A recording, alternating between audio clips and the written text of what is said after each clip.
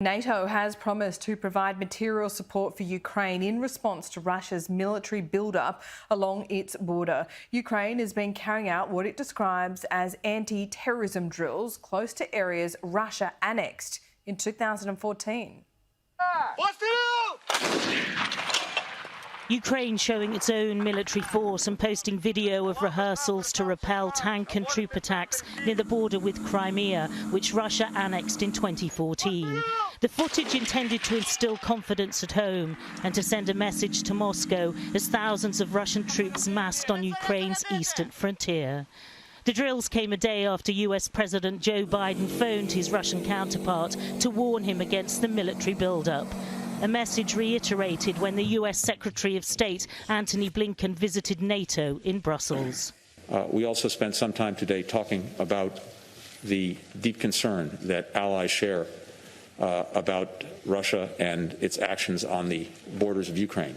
And what was striking to me was in the North Atlantic Council meeting, listening to every single ally, all 30 of us express those concerns and a determination to see Russia take steps to de-escalate the tensions that it is creating.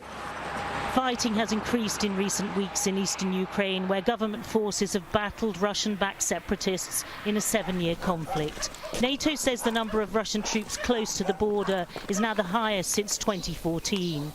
The Ukrainian ambassador to London telling Sky News it may not be possible to avoid a wider conflict. I hope that by joint efforts, we will be able to avert this. But you never know. Many people tried already to look into soul or eyes of President Putin for quite a while. And so many people do not understand. We've been with them for ages. They are closest neighbors and brothers, and at least former brothers and sisters. And even us, we don't know how far he's eager to go.